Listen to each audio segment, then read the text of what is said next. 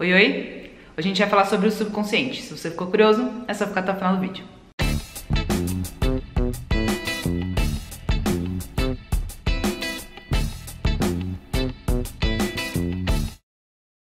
Bom, então finalmente hoje a gente vai falar sobre o subconsciente, que eu acho que é um assunto super importante de ser abordado. Eu acho que a gente tem que cada vez mais entender como é que funciona a nossa parte mental, o nosso processo, o nosso comportamento, a gente entrar cada vez mais no autoconhecimento, e para isso é muito importante a gente saber como funciona o subconsciente. Claro que a gente tem que considerar aí as questões profissionais e técnicas, né, que estão amparando todas as pessoas nesse sentido, para a gente ter um guia, uma indicação, uma orientação melhor nesse sentido, mas eu acho que é importante a gente estudar um pouco sobre isso também, a gente ampliar o nosso conhecimento sobre isso e não ficar tão à mercê, né, dos outros, né, a gente começar a entender, a gente começar a trabalhar o nosso autoconhecimento, e para isso a gente precisa saber um pouco como as coisas funcionam, né. Então hoje eu queria falar sobre o subconsciente justamente para a gente ampliar as nossas vertentes. Então assim, o Freud teoricamente separou a mente em três partes, né? Ele separou a parte consciente, que é a parte racional, analítica, a parte que planeja, a parte que é seletiva, né, e tudo mais. Depois a gente tem o pré-consciente, que seria a nossa memória de fácil acesso, vamos dizer assim, aquela memória que a gente sempre tem de antemão, que é a data do seu aniversário, seu nome completo, o endereço da sua casa, o que você comeu ontem, o que você comeu hoje, seu prato preferido, enfim, essas memórias de fácil acesso, vamos dizer assim, né? E aí a gente tem o inconsciente, que é o nosso banco de dados, more, né? Tipo, que é o nosso bancão de informações, realmente, tudo que a gente já viveu, já presenciou e já aprendeu, enfim, todas as nossas memórias, desde o dia que a gente foi concebido até o dia de hoje, 24 horas por dia, tudo isso está gravado no nosso cérebro, por isso que é um grande mistério, porque tem muita informação e de uma forma atemporal, de uma forma não linear, né? O subconsciente, ele não diferencia nada, né? Tipo, é simplesmente um banco de informações. Então, é um mistério, é muito complexo, e ele ao mesmo tempo, ele funciona por uma programação, ele funciona de uma forma meio automática, né? Todas essas informações juntas, elas te ajudam a executar as suas funções no dia a dia. Então, por exemplo, quando você aprende a dirigir, né? Então, no dia que você aprende a dirigir, você está totalmente consciente de todas as suas ações dentro do carro, desde a maneira como você vai segurar o volante, trocar a marcha, como é que funciona, pisar na embreagem, pisar no freio, pisar no acelerador, a sua dimensão de espaço, do tamanho do carro, né, tipo, olhar nos retrovisores. E aí, conforme vai passando o tempo, isso vai se tornando um hábito, vai ficando mais fácil, né, essa questão do dirigir, ou seja, você dirige automaticamente. Isso permite com que você faça outras coisas ao mesmo tempo, como checar mensagem no seu celular, como cantar uma música inteira, dançar ao mesmo tempo, enfim, fazer de 3 a 4 coisas ao mesmo tempo, né? O seu subconsciente é o que permite com que você faça isso, porque o resto vai no automático, né? E justamente por isso é que é meio perigoso, né? Porque o subconsciente, por ele agir automaticamente de algumas formas, em algumas vezes, isso faz com que a gente tem uma percepção que pode ser errada da realidade. Segundo alguns neurocientistas aí, alguns especialistas dentro dos documentários que eu assisti de neurociência, falando sobre o cérebro subconsciente, eles falam que praticamente o nosso mundo é ilusório, né? Praticamente a gente vive num mundo de ilusões, né? Que 99% é projeção da nossa memória, né? E que 1% viria pelas questões sensoriais, pelas questões novas, vamos dizer assim. Então, seu cérebro, ele pode olhar para uma situação e simplesmente anular o que está acontecendo ali, justamente porque você já coloca ali no lugar o que deveria estar ali, sabe assim? Ou seja, o que você acha que deveria estar ali sobrepõe aquilo que está ali, sabe? Então, eles fizeram alguns experimentos muito interessantes, né, mostrando pra gente como que o subconsciente realmente engana, como ele engana a gente, como ele é fácil de ser enganado, tanto a parte consciente quanto a parte subconsciente. Então, dentro dessa proposta, tem um experimento que fizeram, que eles pegam uma pessoa numa sala, né, e aí eles pedem a opinião dessa pessoa para um modelo, e eles falam, qual modelo você acha que se encaixa mais nessa campanha que a gente quer fazer e tudo mais, que você acha que tem um semblante melhor, que passa uma impressão melhor para você, e aí ele escolhe uma pessoa num primeiro momento. E aí eles dão uma distraída na pessoa por alguns segundos assim e trocam a imagem. E aí eles perguntam, tá, mas fala pra mim o que você achou em detalhes, né, sobre essa pessoa e tudo mais. Aí ele continua falando da mesma pessoa, só que na verdade ele tá falando de outra, tipo, a imagem já foi trocada, ele nem percebeu, sabe? As pessoas são bem diferentes, né? Tem um outro experimento, é muito louco isso, tipo assim, por exemplo, a nossa visão, né? A gente tem uma fóvea, que é o nosso ponto focal, tipo, assim, se você olhar pro seu dedão, se você esticar ele assim e olhar pro seu dedão, tipo, você tem o foco nessa distância. Todo o resto que você enxerga é uma projeção, né? Fica tudo embaçado. Você não vê nada com foco, você só vê um ponto focal e o resto fica tudo embaçado. É como se o seu cérebro preenchesse o restante, né? E o que você vê nesses 180 graus aí que você tem teoricamente de visão periférica, ela é meio distorcida, né? Então, por exemplo, um outro experimento que é muito interessante também foi que pegaram uma mulher vestida de policial, né? Uma atriz, e aí ela estava com um retrato falado na mão e ela pedia informação para as pessoas, se as pessoas conheciam aquela pessoa que estava no retrato e tudo mais. E quando as pessoas se concentravam no retrato, eles colocavam a pessoa que ela estava procurando do lado delas.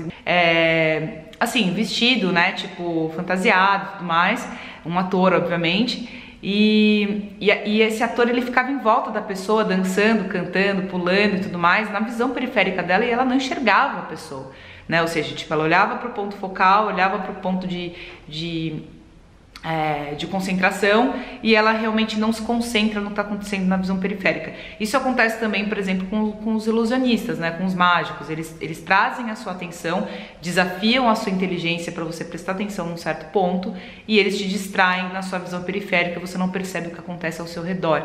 Existem 1 milhão de experimentos nesse sentido, tipo, que provam justamente que a gente só consegue realmente prestar atenção em 2, 3 coisas ao mesmo tempo, e todo o resto é como se não acontecesse ao nosso redor. Porém, o nosso subconsciente, ele tá captando de alguma forma, mas de uma forma inconsciente, a gente não percebe, né? Então, assim, quando a gente olha para uma coisa, a gente tá vendo aí, o nosso subconsciente está captando 11 milhões de informações, né, de bits de informações, enquanto a gente está captando aí de 16 a 40 de uma forma consciente. Então, todo o resto que a gente está vendo conscientemente, inconscientemente, na verdade, pode ser mera e simplesmente uma projeção do seu subconsciente, ou seja, ele realmente nos engana. É aquela coisa que eu falei anteriormente. Você pode simplesmente olhar para uma coisa e simplesmente achar que ela tá ali, porque você acha, por uma projeção de memória, mas não necessariamente na realidade ela tá ali, como prova aquele experimento que eu falei dos modelos, né, de escolher um modelo especial para uma certa propaganda. Então, um experimento que é muito, muito interessante, que é o do manequim, que eu vou deixar uma imagem aqui para vocês entenderem mais ou menos como funciona, mas teoricamente eles colocam uma câmera dentro de um óculos de realidade virtual na cabeça de uma atriz, e eles colocam 2 lentes, né, 2 câmeras voltadas para baixo, como se estivesse nos olhos de um manequim, assim. É como se você colocasse uma câmera voltada para a barriga do manequim, como se o manequim estivesse olhando para a própria barriga, mas quem tá vendo essa imagem é a moça, né? Tipo, essa imagem está sendo projetada no óculos 3D dela. E aí o pesquisador começa a fazer toques sensoriais na barriga dela e na barriga do manequim, na barriga dela e na barriga do manequim. Então ela enxerga ele encostando na barriga do manequim, mas ele está encostando também na barriga dela. E o cérebro vai fazendo essa associação da parte sensorial com a parte visual. E aí o que acontece é que no final ele pega uma faca e passa na barriga do manequim. E a reação dela é como se estivesse passando a faca na barriga dela. Tipo, a reação dela é exatamente a mesma. O subconsciente dela entende que aquela barriga é a dela, mesmo ela vendo que é a barriga de um manequim. Porque ele coloca justamente uma barriga de um boneco para você ter uma questão consciente de que aquela barriga não é sua, né? E mesmo assim o seu inconsciente entende que aquela barriga é a sua. Então o nosso subconsciente, ele tá sempre nos enganando, ele tá sempre pregando peças, né? Se a gente não... assim, ele tá sempre o tempo todo pregando peças, né? Então, por exemplo, tem ações suas que você acha que são conscientes, na verdade são inconscientes, né? Então, por exemplo, você tá à tarde lavando louça na sua casa, falando com alguém no telefone, na televisão da sala tá passando um filme, e nesse filme o ator viaja pra Itália e passa algumas cenas da Itália e tudo mais, e aí você vai no supermercado comprar um vinho pra jantar com seu namorado à noite, e de repente você escolhe um vinho italiano, né? Talvez você tenha escolhido esse vinho italiano justamente porque o seu inconsciente percebeu essa informação durante a tarde e achou mais interessante. Você achou mais interessante ou mais relevante ou mais recente, né, essa informação de comprar um vinho italiano. Isso pode acontecer também, por exemplo, você está no supermercado e você está ouvindo uma música espanhola. Conscientemente você não percebe, mas o seu subconsciente está captando aquela música espanhola e na hora que você vai escolher um vinho, você escolhe o espanhol, achando que está fazendo uma escolha consciente, mas na verdade a música espanhola te conduziu a escolher um vinho espanhol. De repente o supermercado está querendo vender os vinhos espanhóis porque eles estão em baixa, não estão vendendo tanto, e só por esse estímulo ele faz com que o vinho espanhol venda mais. Por isso que existem muitas pesquisas no ramo do marketing justamente nessa parte do subconsciente para saber como que a gente pode, como que a gente não, né? Como que a indústria pode utilizar desses artifícios para inconscientemente induzir as pessoas a comprar o seu produto. Custa caríssimo, né? Tipo, esse tipo de pesquisa, e eles sabem que isso funciona e muito bem. Então, isso é pra gente entender que a gente está sempre, o tempo todo, a gente pode estar sendo conduzido mesmo pelo nosso subconsciente, inconscientemente, e realmente não tá presente, não tá ciente disso, né? Então, é muito engraçado se a gente for pensar por esse lado. Então, o seu subconsciente, muitas vezes, ele não sabe diferenciar a realidade, né? Então, por exemplo, quando você tá sonhando que tá caindo de um abismo ou que você tá voando, tipo, você tem reações físicas de como se você tivesse realmente caído, mas você estava sonhando, né? Ou se você, por exemplo, imaginar agora que você tá comendo um limão bem azedo, assim, tipo, sabe quando a boca chega a aguar, assim? Você imagina que você tá comendo esse limão azedo? Você não tá comendo limão azedo, sua boca água. Tipo assim, te dá aquela mesma aflição, aquela mesma sensação, aquela mesma reação de como se você estivesse comendo esse limão. E aí, fora o subconsciente, a gente tem mais a parte do inconsciente coletivo, que a gente conheceu bastante pelo Jung, né? Que teoricamente seria toda a memória psíquica da humanidade. E a gente também tem um inconsciente familiar, ou seja, tipo, né, as memórias das famílias, né, os padrões, tudo que vem se repetindo conforme passam as gerações. Aí a gente tem o Hellinger aí levantando essa questão com a constelação familiar, onde ele percebeu que se você pegar uma pessoa aleatória e pedir para ela interpretar um membro de uma família, mesmo que essa pessoa não saiba nada sobre ele, ela consegue, depois de um tempo, né, ela vai incorporando características e detalhes dessa pessoa sem nunca ter conhecido, sem nunca ter ouvido falar dela, né? Tipo, isso também aconteceu dentro do psicodrama, né? Enfim. Então eles perceberam que de alguma forma as pessoas captam essas informações através de algum tipo de campo, através de algum tipo de campo de informação mesmo, né? Que o Jung já falava dentro do inconsciente coletivo. E aí vem o Rupert Sheldrake, que é um biólogo fantástico, né, PhD, que já foi inclusive parte da cadeira da Royal Society na Inglaterra, um dos lugares mais respeitáveis que você pode chegar dentro da ciência.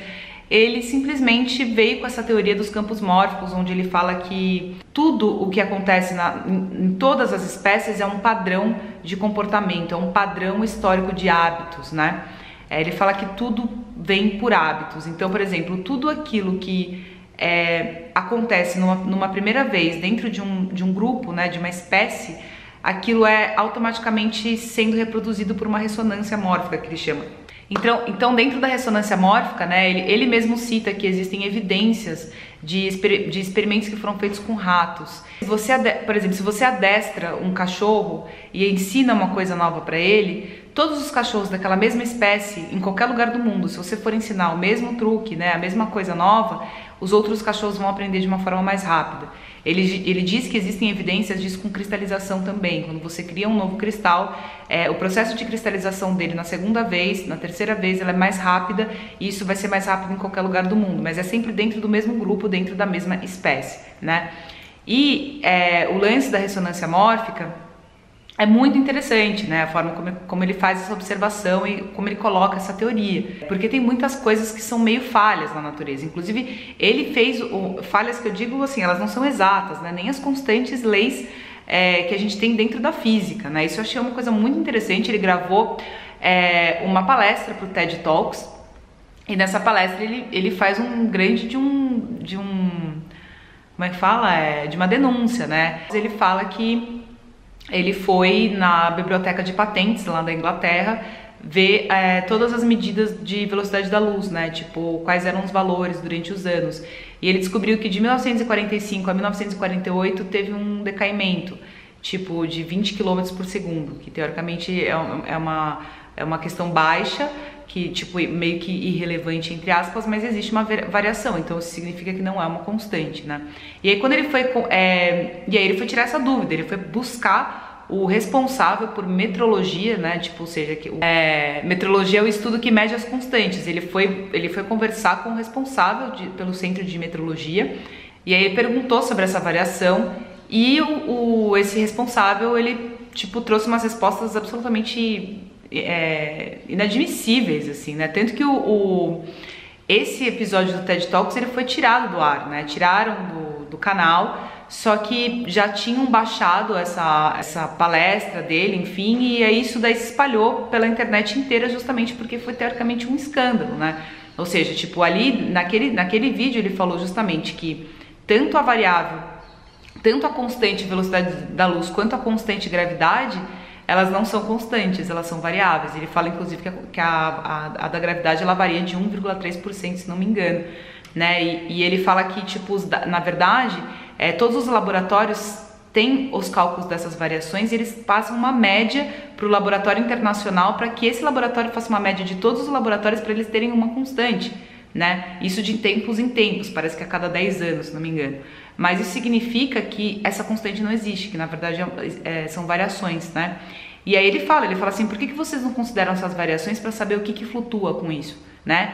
Para que a gente faça estudos cada vez mais ampliados e cada vez maiores. E aí o cara pegou e respondeu para ele do tipo, porque não interessa, porque pra gente não interessa, sabe? Pra gente interessa ter uma constante. Então, é isso, sabe? Então é isso que a gente passa dentro da ciência, o que é muito triste. Então, justamente por conta desses dogmas, né? Justamente por conta dessas barreiras que a própria ciência cria, né? E, tipo, que dificulta que isso seja ampliado. Mas graças a Deus a gente tem uma nova era de cientistas aí que estão considerando uma série de coisas, inclusive a consciência, né? Porque assim, você precisa considerar a consciência dentro dos experimentos, né? Porque, tipo, tem muitas coisas que precisam de explicações, né? Então, por exemplo, o campo mórfico, ele pode explicar por que, por exemplo, os dados astrológicos de antigamente, né, que na verdade, tipo, a astronomia ela partiu dessas questões astrológicas que são muito antigas e que tem muitos registros, né, de que isso fez parte do começo da nossa civilização. E esses mesmos cálculos, eles eram muito parecidos em vários outros lugares do mundo, tipo, sem que esses povos tivessem tido qualquer tipo de contato, ou até pela construção das pirâmides, né, tipo, existem pirâmides em vários lugares do mundo sem que essas civilizações tivessem tido, teoricamente, algum contato. Por que quando eu bocejo você tem vontade de bocejar? Por que uma criança nasce sabendo música sem nunca ter estudado? Ou como você explica, por exemplo, histeria coletiva, né? Quando uma pessoa começa a fazer uma coisa, de repente, tipo, um grupo de pessoas está fazendo sem perceber, né? Sem às vezes se dar conta do que está fazendo, simplesmente começa a fazer junto. Ou quando a pessoa que recebe um órgão transplantado começa a ter hábitos semelhantes aos da pessoa que doou o órgão, né? Ou seja, tipo, ela começa a adquirir hábitos ou comportamentos justamente da pessoa que doou o órgão, né? Assim, sem que ela nunca tenha tido esse hábito, o que é muito interessante, já aconteceu muitas vezes. Então tem muitas coisas, isso explica por que as coisas têm memória, né? Mas essas memórias, elas estão aonde, né? Porque teoricamente memória só tem o neurônio, né?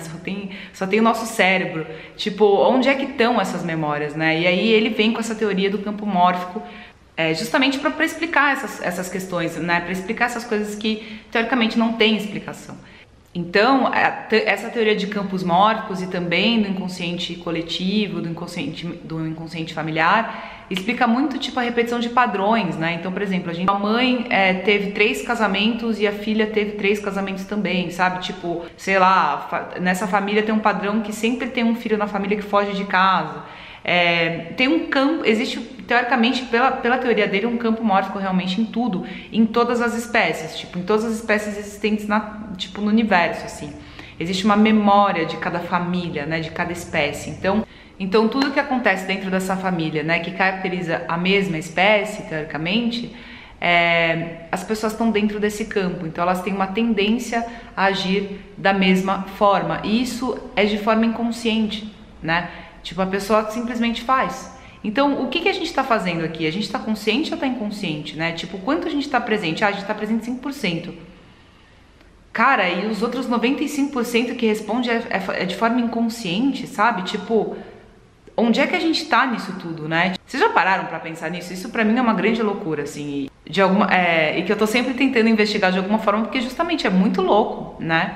Então imagina que você tá repetindo padrões da sua família e parece que você tá repetindo de uma forma voluntária, de uma forma consciente, mas na verdade não, porque tipo, todas as mulheres da sua família fizeram isso e você tá fazendo também, sabe? Você vai descobrir isso, sei lá, com 60, 70 anos de idade, e você percebe que você fez, tipo, as mesmas ações das mulheres da sua família, sabe? Ou homens, enfim, independente do padrão que exista dentro da sua família, se você é homem, mulher, não interessa. Então, quem é de fato que tá respondendo? Quem é que tá agindo conscientemente, né? Se teoricamente a gente tem um campo mórfico, familiar, onde a gente acaba repetindo padrões, né, e fazendo as coisas de uma forma inconsciente, tipo, o que tá agindo por a gente, pela gente, né?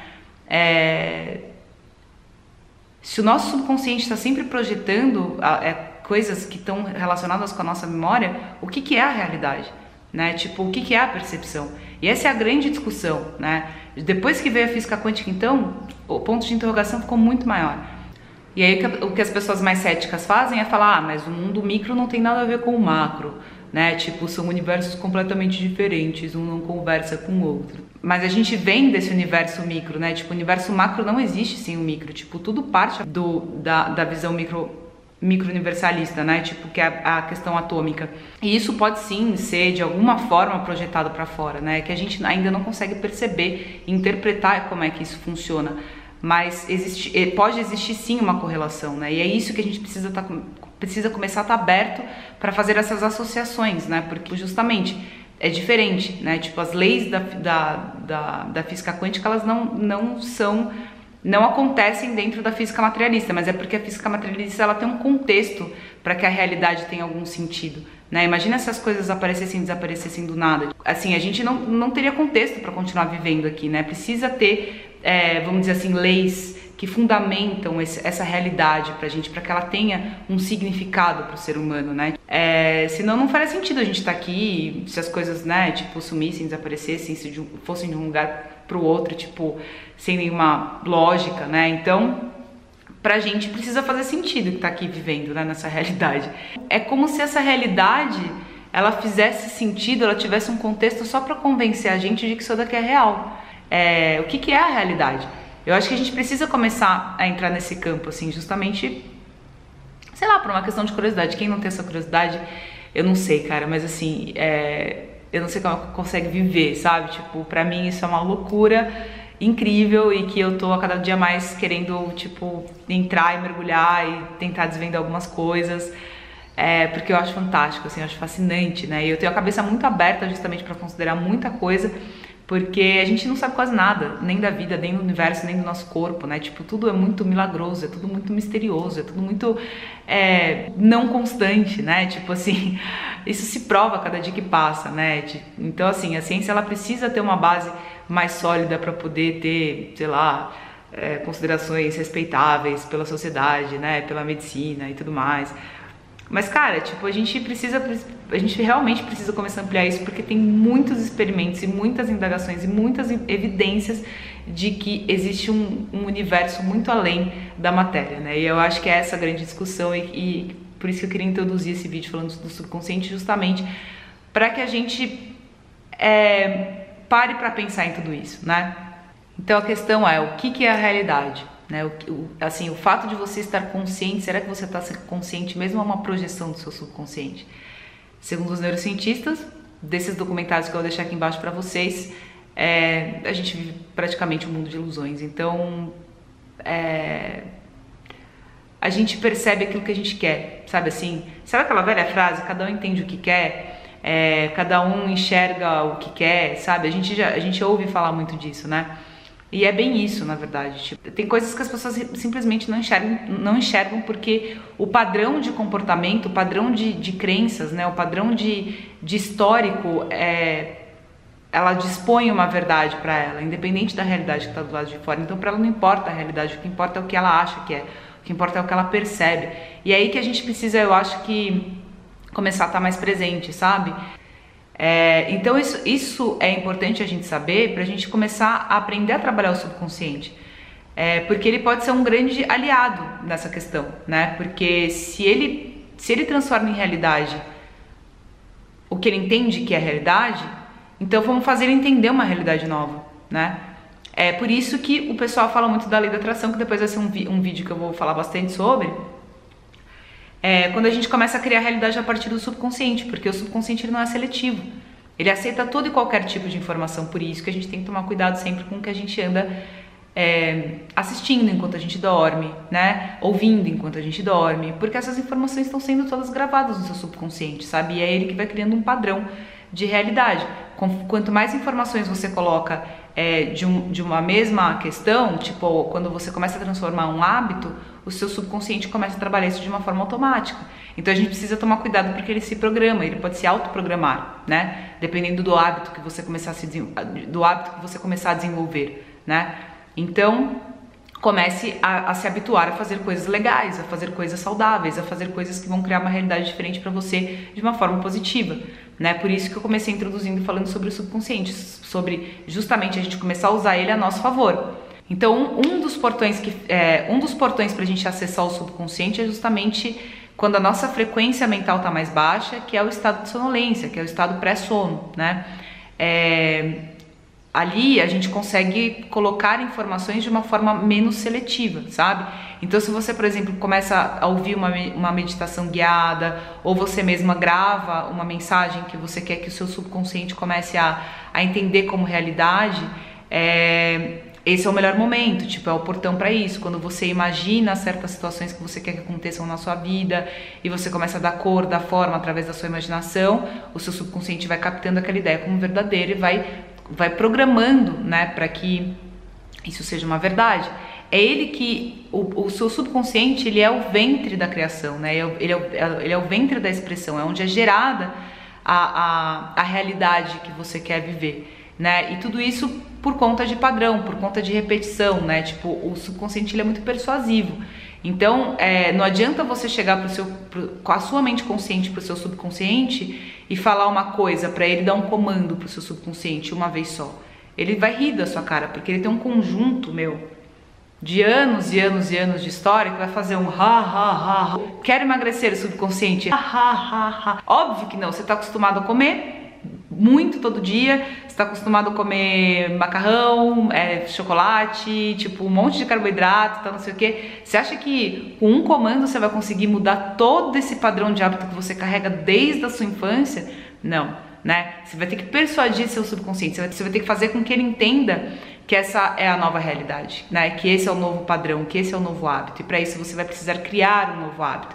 Só que é difícil, porque você vai ter que brigar com o seu subconsciente, porque ele tá automatizado, ele tá acostumado a agir daquela forma, então você vai ter que desacostumá-lo, né? Por exemplo, quando você quer emagrecer, você vai criar um novo hábito. Por quê? Porque você está acostumado desde a sua infância a comer do jeito que você come, né? A ter um estilo de vida do jeito que você sempre teve. Ou seja, tipo, se você não tem como hábito fazer exercícios físicos, se alimentar de forma saudável, uma série de coisas que são necessárias para um emagrecimento, por exemplo, se esse for, né, tipo, o seu objetivo, o seu subconsciente ele não entende isso, tipo, não tá dentro do padrão, não tá dentro da automação dele. Então qualquer informação nova, ele vai dar uma rejeitada, entendeu? Até que essa informação, que o subconsciente entenda que essa nova informação é a realidade que você quer viver, é a realidade que tem que ser vivida. Então para isso você vai precisar criar novos hábitos, e para criar novos hábitos você vai ter que ir de frente com o subconsciente, você vai ter que dar uma enfrentada nele. Então aquela coisa do tipo, você quer, sei lá, entrar num processo de emagrecimento e para isso você quer ir pra academia todos os dias. Tô dando um exemplo muito hipotético, tá? Toda vez que você for pra academia, o seu subconsciente vai falar, puta, não vai, sabe assim? É mais gostoso ficar no sofá, você tá acostumado a ficar aqui à tarde, sabe assim? Ou no final da noite, é mais gostoso dormir até mais tarde, entendeu? O seu corpo tá acostumado a isso, tá, não sei o que. Tipo, o seu subconsciente ele vai tentando te convencer do contrário, porque ele tá sempre tentando te deixar na zona de conforto, né, do que é seguro para ele. Então, quando você começa com um novo hábito, você realmente vai ter que enfrentar. Então, você vai ter que ir na marra, você vai ter que ir contra a sua vontade, entre aspas, porque isso é o subconsciente que está trazendo para você, né? Então você vai ter que ser insistente, você vai ter que ser persuasivo. Então você vai ter que acordar, colocar horário, tipo, não questionar, simplesmente levantar, ir pra academia, cumprir o horário, cumprir o que você tem para fazer lá, cumprir com as questões da alimentação e tudo mais, para que você tenha esse novo hábito. Então, quando você faz isso por uma semana, o seu subconsciente já começa a se acostumar um pouco. Você faz isso por 2 semanas, já fica um pouco mais fácil. Você faz isso por 3 semanas, fica bem mais fácil. E aí o seu cérebro começa a acostumar, né? O seu subconsciente começa a acostumar com essa ideia e começa a virar um novo hábito, uma nova maneira de viver, uma nova maneira de se integrar com a vida, né? Então ele vai entender que isso é saudável, ele vai entender que isso faz bem, ele vai entender. Então você não vai mais ter dificuldade para acordar para ir, ou para comer um pouco menos, ou para prestar atenção no que você está comendo para ver se isso é saudável ou não, porque é um condicionamento, é uma programação, né? Então, é por isso que a gente precisa começar a aprender a trabalhar melhor o subconsciente. Por isso que eu queria fazer esse vídeo, mais como uma introdução, porque não tem como eu falar tudo agora nesse vídeo, né? Eu tentei trazer alguns exemplos para, tipo, ilustrar como ele funciona, como a gente também é persuadido pela questão da memória do coletivo, né? Que eu acho que é uma grande questão que a gente tem que considerar, sim, porque esses padrões, eles existem dentro das espécies, principalmente na nossa, e saber trabalhar um pouco melhor o subconsciente. Eu trouxe esse vídeo justamente pra gente questionar, pra gente começar a parar pra pensar, pra estimular justamente a curiosidade, pra vocês irem atrás dessas questões, dessas informações. Eu vou deixar os 2 documentários que eu assisti recentemente falando sobre o cérebro inconsciente, que é super interessante, que tem todos os experimentos que eu citei aqui no vídeo. Então é isso, se você gostou, compartilha, deixa seu like, comenta aqui embaixo, se inscreva no canal e é isso, tá bom? Um beijo grande e até o próximo vídeo.